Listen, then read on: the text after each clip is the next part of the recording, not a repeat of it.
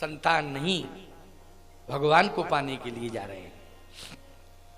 इसलिए गुरु ग्रही गए तुरत मही पाला, गुरु ग्रही गए तुरत मही पाला, गुरु ग्रह गए तुरत मही पाला, गुरु ग्रह गया तुरत मही पाला, चरण लागी करी विनय विशाला, चरण लागे कर विनय विशाला, चरण लागी करी विनय विशाला, चरण लागे कर विनय विशाला, निज दुख सुख सब गुरु ही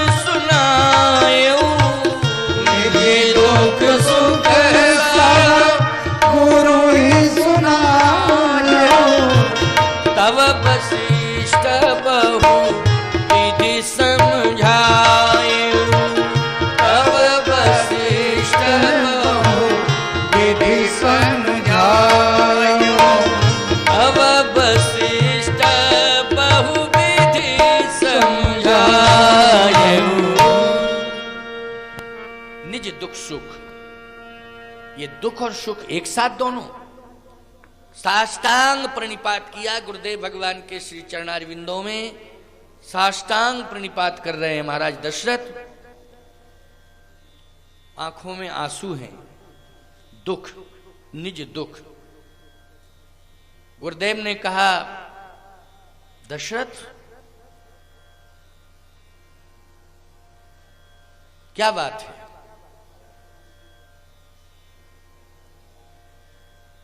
तो हंसने लगे, कहे दुख के साथ प्रसन्नता? कहे प्रसन्नता ये है कि आज गुरुदेव का दर्शन भी हुआ, चरण स्पर्श करने का अवसर मिला, और गुरुदेव स्वयं पूछ रहे हैं कि दशरथ क्या बात है, बोलो। इसका मतलब है गुरु अपनी वाणी से यदि शिष्य का हालचाल पूछे तो ये समझ लेना चाहिए कि शिष्य की समस्या का समाधान होने वाला है। हालचाल पूछे, संसार वाले हालचाल पूछे, आजकल बस यही तो बात है, दुनिया वाले हालचाल पूछते हैं तो लोग प्रसन्नता महसूस करते हैं। फलाने ने हमारा हालचाल पूछा, यार फलाने ने पूछा मेरा हालचाल। हालचाल दुनिया को पूछने की जरूरत नहीं है, चाल देख लो कैसी है, हाल अपने आप समझ में आ जाएगा। क्यों भाई? चाल अगर अच्छी है तो हाल पूछने की जरूरत नहीं है, और चाल गड़बड़ है तो हाल मत पूछो। चाल गड़बड़ हाल गड़बड़ है?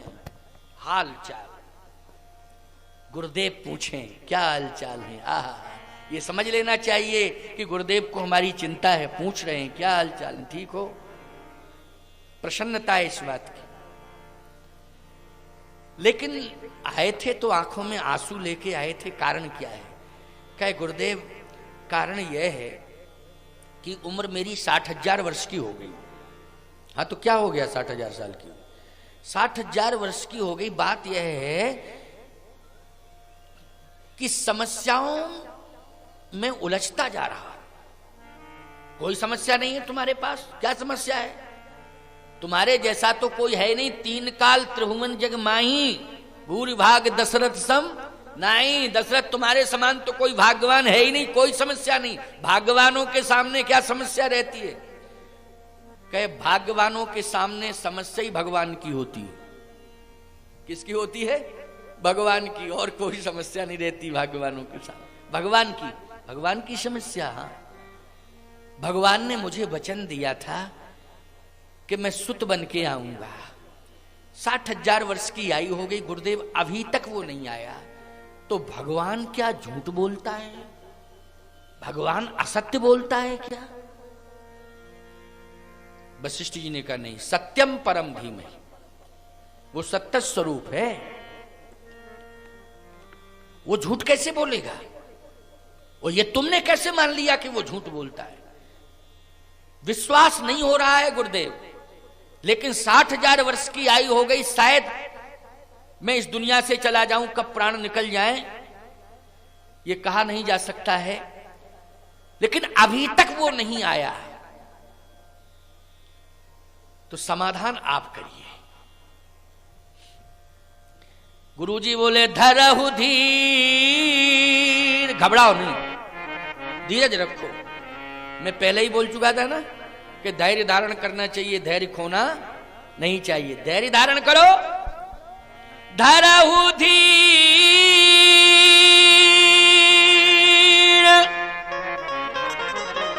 हुई है सुतचारी,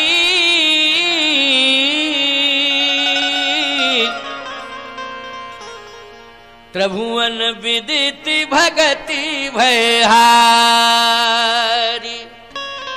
धैर्य धारण करो। हुई है सुतचारी, सुतचारी। दशरथ जी बोले तब और समस्या है, पत्नियां हैं 3 होंगे 4। क्यों भाई? जिसके 2 होंगे तो एक वाली कहेगी क्यों? यही निर्णय आपके भगवान का और गुरु भगवान का है कि इनको डबल फल, तो हमें एक ही फल। कहे गुरुजी या तो 3 होवे या 3 में से किसी एक के हो जाए तो हम समझा लेंगे, लेकिन होंगे तो 3। कहे नहीं नहीं, तुम्हारे हमारे कहने से नहीं, विधि के विधान के अनुसार, विधाता ने जो कहा है उसके अनुसार। तो कहे आपसे भी कहा है? बोले हाँ, हमसे यही कहा है। जय बैठिए। वाह, आज तो बटेश्वर धाम से आ गए हैं हमारे सीताराम दास जी महाराज भी आए हैं, पुजारी जी भी आ गए हैं, और पुजारी भी, अन्य पुजारी साथ में सब आए। आओ बैठो। बटेश्वर धाम बड़ा सिद्ध तीर्थ है।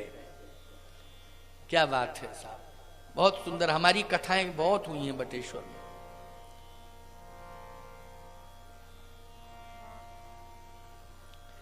तब तक एक थोड़ा सा भजन।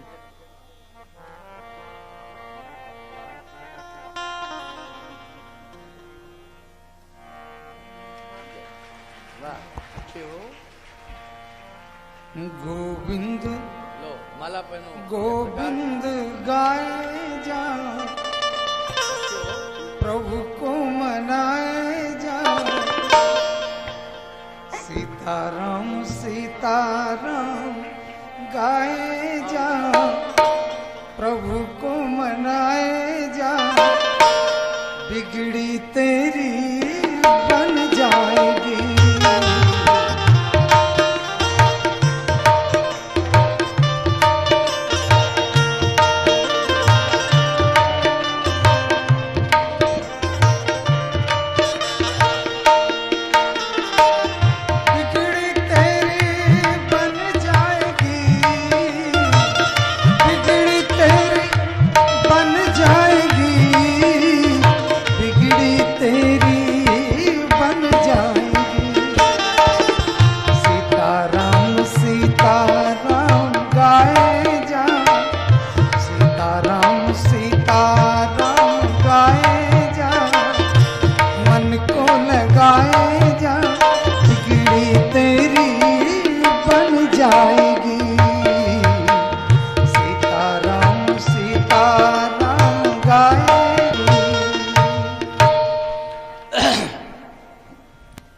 बोलिए बटेश्वरनाथ भगवान की जय।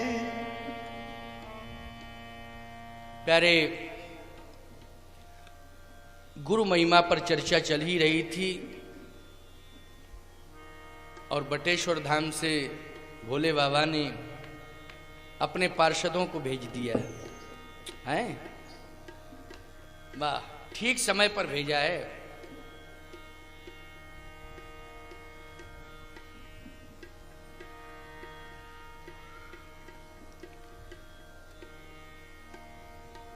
वशिष्ठ जी महाराज ने कहा कि मैं नहीं कह रहा हूं, न तुम्हारे कहने से कुछ होगा न मेरे कहने से कुछ होगा।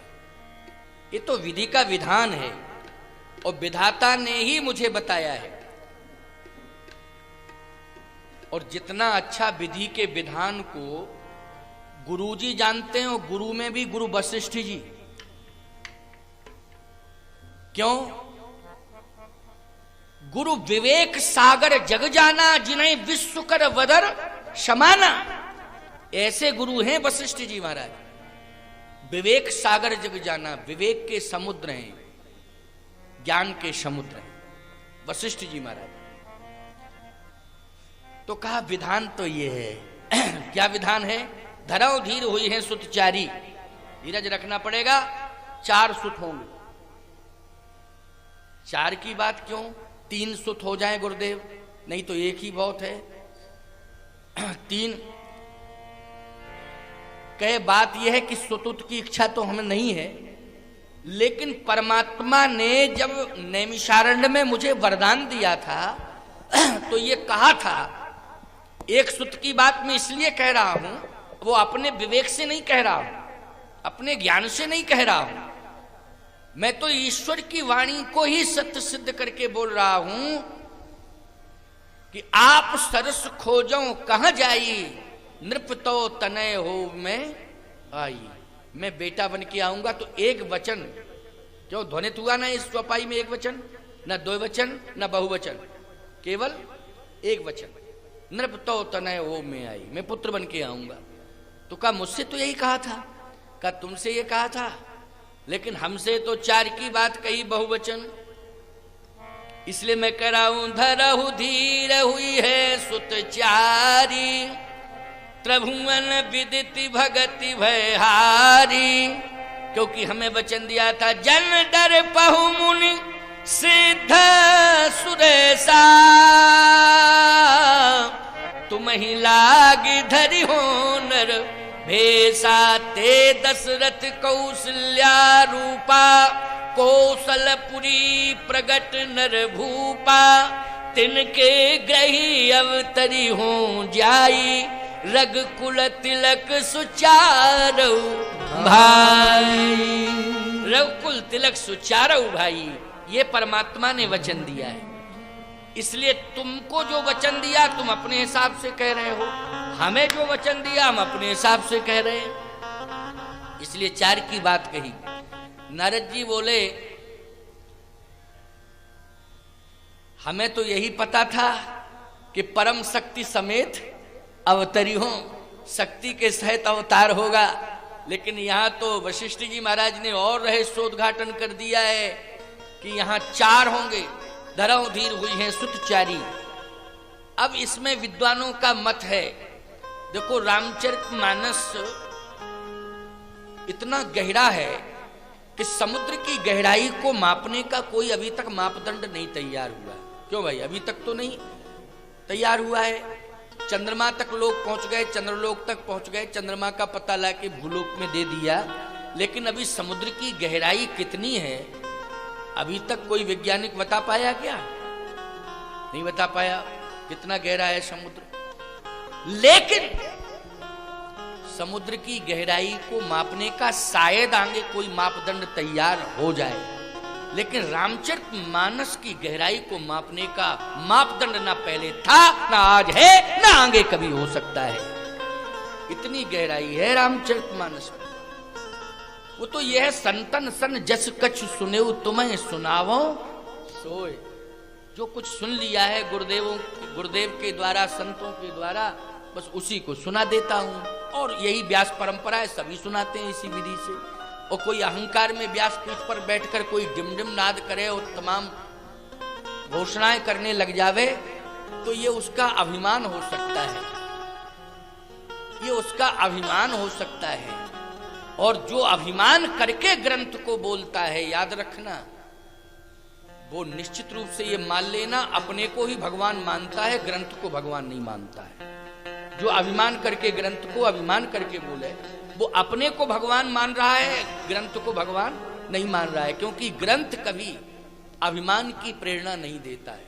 देता है क्या? बताइए कौन ऐसा ग्रंथ है जो ये कहता हो अभिमानी बन जाओ, अहंकार युक्त भाषा बोलो? कोई ग्रंथ नहीं कहेगा। कहेगा क्या? गुमान गोविंद ही भावत नहीं। भगवान को गुमान अच्छा नहीं लगता है, अभिमान अच्छा नहीं लगता है, अभिमान कभी करना नहीं चाहिए।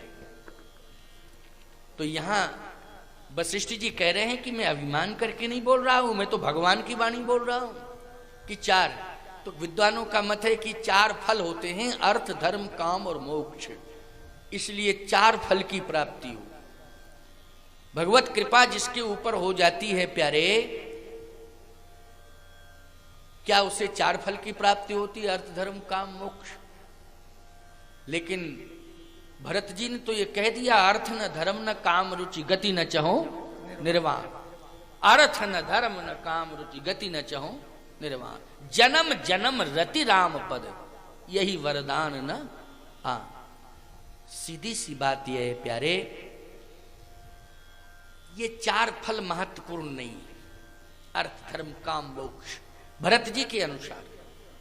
और सही बात है, भरत जी कहते हैं कि जन्म जन्म रति राम पद, भगवान के श्री चरणारविंदों की सन्निधि मिलती रहे जन्म जन्मांतरों तक, ये फल मुझे मिल जाए। तो हमें भगवान के चरणारविंदों की रति जन्म जन्मांतरों तक चाहिए। न हमें अर्थ चाहिए, न धर्म चाहिए, न काम चाहिए, न मोक्ष चाहिए, हमें तो राम चरण रति चाहिए। राम चरण रति जो चाहे अथवा पद निर्वाण, इसलिए राम चरण रति। तो सीधी सी बात यह है कि जीवन में दशरथ जी महाराज को क्या चाहिए? दशरथ जी को राम चरण रति चाहिए, है नहीं? क्या चाहिए? रति। और संतान का संबंध है रति से, और यहां भगवान का संबंध है रामचरण रति से। यहां भी रति है, क्यों भाई? रति है कि नहीं? संतान भी रति से ही मिलती है और भगवान भी रति से, लेकिन अंतर इतना है कि ये रामचरण रति है। रामचरण रति से भगवान मिलता है, और भगवान को चाहिए तो राम चरणों में रति करो। दशरथ तुम्हारी राम चरणों में रति है, धर्म के प्रति रति है, सत्य के प्रति तुम्हारी रति है। सत्य प्रेम जहि राम जी पद, बंदो अवध भुआल, सत्य प्रेम जहि राम जी पद। बोलो, दशरथ जी के लिए लिखा कि नहीं लिखा? सत्य प्रेम है, झूठा प्रेम नहीं है, बनावटी प्रेम नहीं है, सत्य प्रेम है। भगवान के प्रति सत्य प्रेम करो, प्रदर्शन वाला प्रेम नहीं करना चाहिए कभी। हाँ, लोग प्रेम तो करते हैं, लेकिन कहीं ना कहीं प्रदर्शन जरूर होता है उसमें। भगवान को यह पसंद नहीं है, सत्य प्रेम होना चाहिए।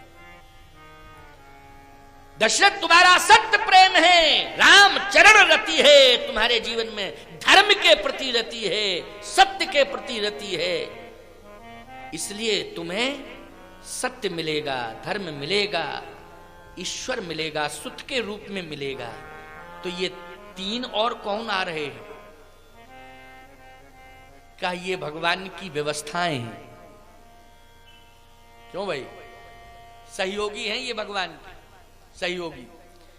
अच्छा एक बात बताएं, सहयोगी भगवान की व्यवस्था भगवान के समान जो होगा वही कर सकता है कि संसार वाले कर सकते हैं? जल्दी बोलो।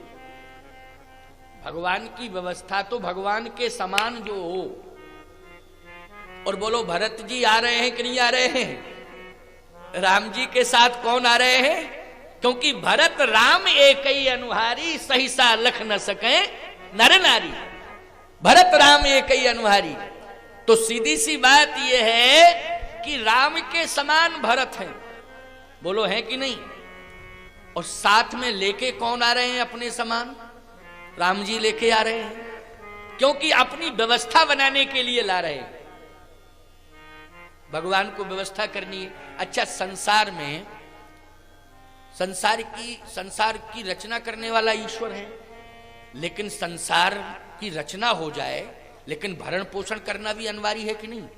जैसे तुम अपने परिवार में संतान को जन्म दे दो, तो भरण पोषण करने की व्यवस्था भी होनी चाहिए कि केवल संतान ही को जन्म देने की व्यवस्था होनी चाहिए? भरण पोषण की भी व्यवस्था होनी चाहिए। पूरे संसार का जन्मदाता परमात्मा है। जग कारण तारण भव। जगत के जन्म का कारण कौन है? परमात्मा। तो जब जगत के जन्म का कारण परमात्मा है तो जगत को भोजन देने की जिम्मेवारी किसकी रहेगी? परमात्मा की रहेगी कि नहीं? तो आखिर ये दायित्व परमात्मा देगा किसे? के विश्व भरण पोषण कर जोई,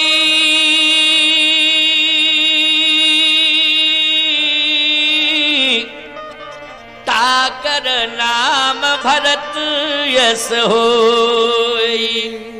तो बोलो भाई, ये विशेष सहयोगी भगवान के समान ही होंगे तभी तो ये व्यवस्था भगवान की कर पाएंगे। एक और बात आपको बता रहे हैं, यद्यपि नामकरण संस्कार आगे होगा परंतु जन्म तो पहले है। अब कथा का क्रम है। देखो भाई, बात जो आ जाती है तो मैं सुना देता हूं। ये तो सभी जानते हैं कि बाद में नामकरण संस्कार होगा, लेकिन मैं पहले ही बता देता हूं। भोजन मिले, भोजन, क्योंकि तब वशिष्ठ बहुविधि धरऊ धीर हुए हैं सुतचारी, त्रिभुवन विदिति भगति भय हारी। चिंता मत करो, समझा रहे हैं, धीरज रखो। 4 आएंगे, 4 धरऊ धीर हुई हैं सुतचारी। अब भरत जी पूरे भोजन की व्यवस्था संभाले हैं, भरण पोषण की। मैं एक बात कहता हूं, आप जिस घर में रह रहे हो और घर में भोजन भी मिल रहा है, लेकिन जहां आपका भवन बना है उस भवन का फाउंडेशन भी तो मजबूत होना चाहिए। अगर फाउंडेशन गड़बड़ है तो क्या मतलब की व्यवस्था?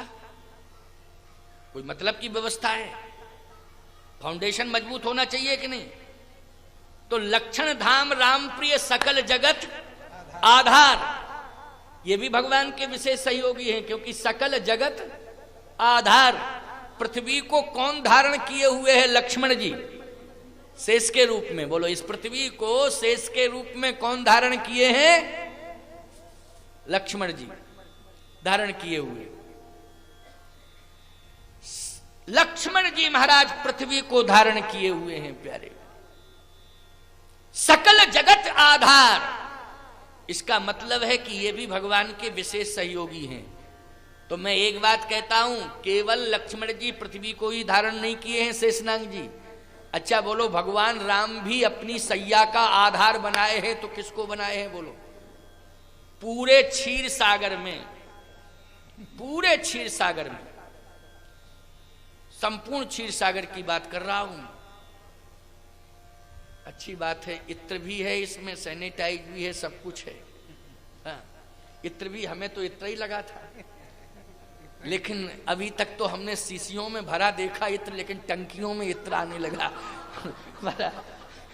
ये वाह वाह, देखिए क्या बात है साहब। ये टुइया बाबा के मंदिर के अध्यक्ष आप ही समिति?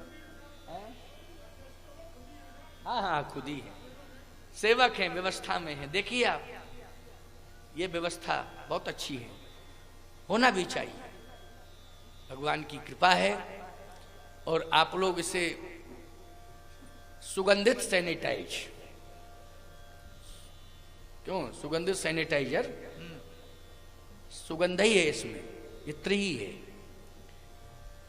और सही बात आपको बताएं, चाहे जितना सैनिटाइजर का प्रयोग कर लो, लेकिन भगवान की कृपा नहीं होगी तो कुछ नहीं होगा। बोलो भाई, भगवान की कृपा नहीं होगी तो कुछ नहीं होगा। तुम सबके ऊपर भगवान की कृपा है, और कृपा ही कवच है, रक्षा कवच। कृपा क्या है? रक्षा कवच। कृपा ही तुम्हें सुरक्षित कर रही है और करती रहेगी, निश्चित रूप से ये विश्वास कर। प्यारे,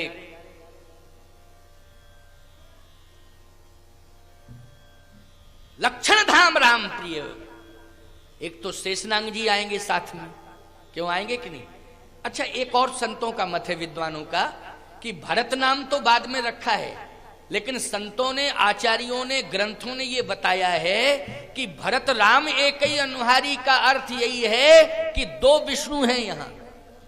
एक तो वैकुंठाधिपति विष्णु, दूसरे क्षीरसाई विष्णु।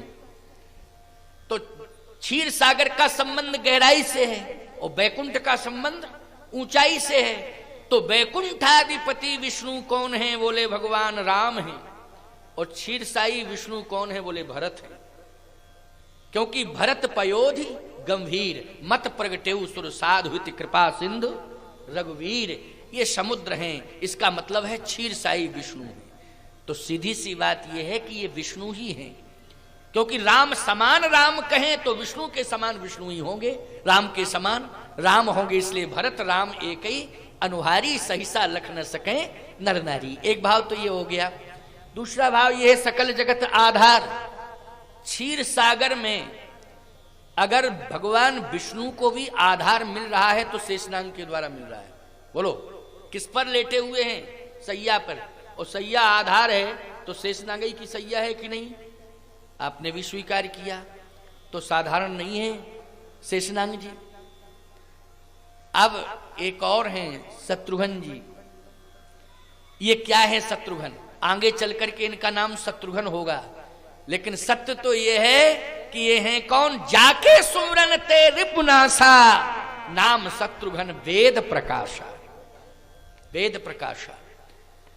मैं कहता हूं कि जैसे प्रकाश जो एक सूर्य के द्वारा प्रकाश मिलता है, एक वेदों के द्वारा प्रकाश मिलता है कि नहीं मिलता है?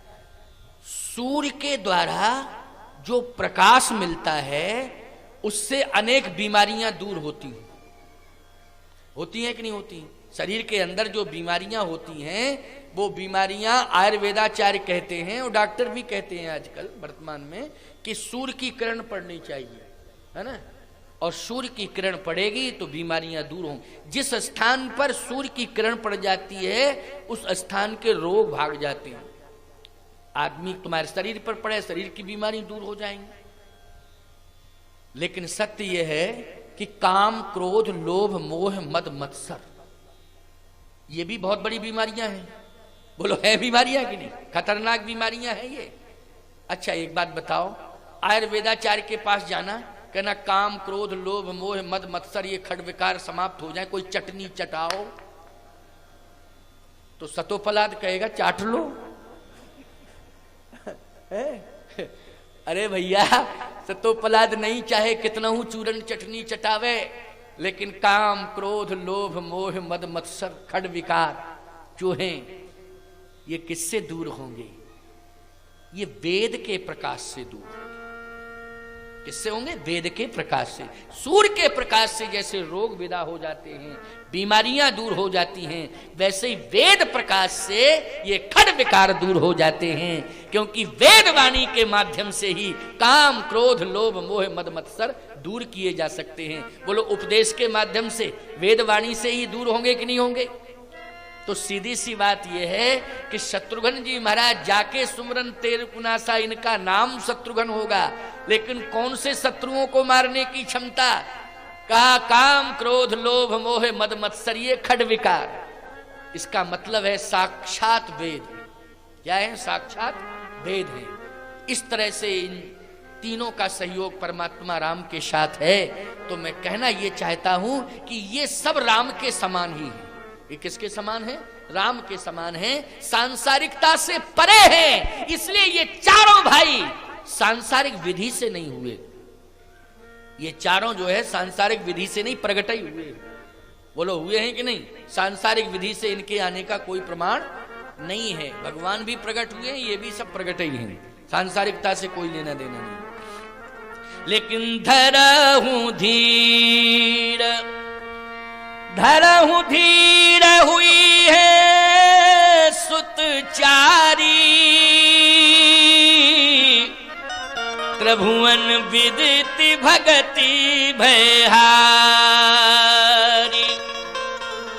चिंता मत करो।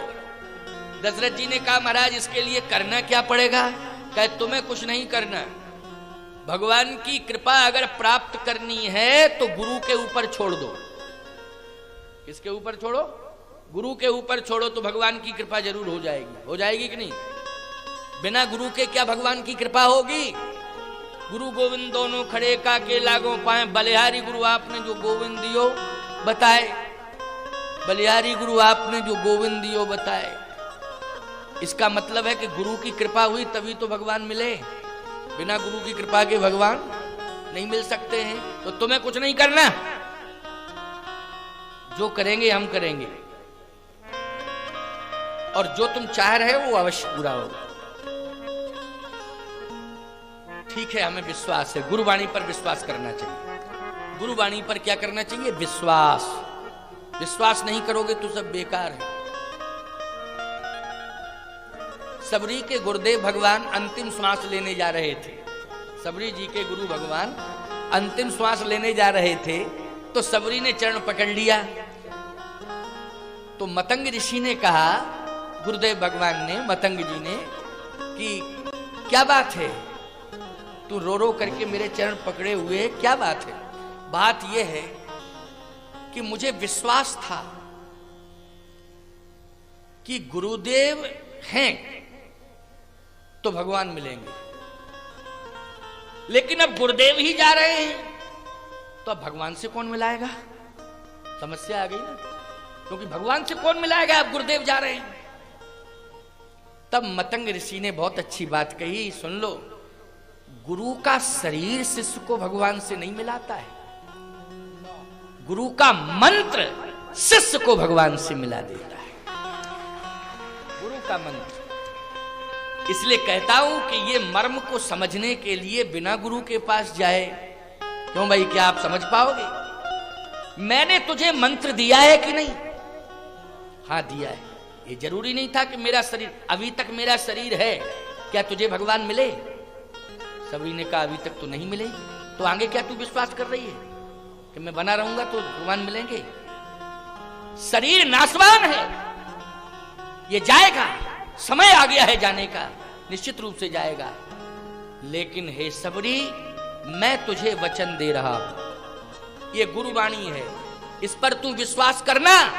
ये गुरुवाणी है, इस पर तू विश्वास करना। मैं तुझे वचन दे रहा हूं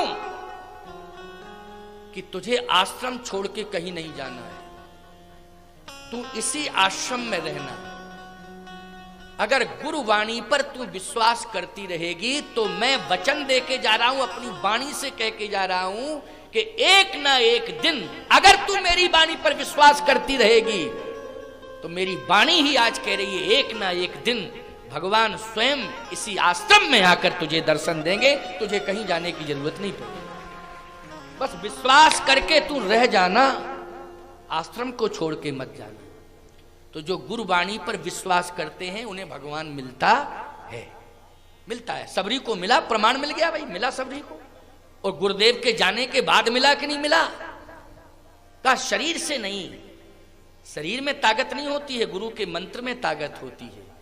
बस बात यह है कि गुरुवाणी से वो मंत्र सुनना चाहिए, गुरुवाणी से वो मंत्र सुनने को मिले तब उसमें पावर होता है। समझ रहे हो कि नहीं? तब पावर होता है। और जब, क्योंकि पावर का प्रवेश मंत्र के द्वारा, वाणी के माध्यम से ही मंत्र के माध्यम से शिष्य तक जाता है, तो ये वाणी में पावर है, शक्ति है। और वो मंत्र जब भेजता है गुरु कर्णेंद्रिय के माध्यम से, तो वो शक्ति आ जाती है शिष्य में, और मंत्र की ताकत से ही उसका कल्याण होता है, और मंत्र के प्रभाव से ही उसे भगवान मिल जाते हैं। तो गुरुवाणी पर विश्वास करना दशरथ। मैंने कह दिया है कि चिंता मत करो, तुम्हें कुछ नहीं करना, मैं करूंगा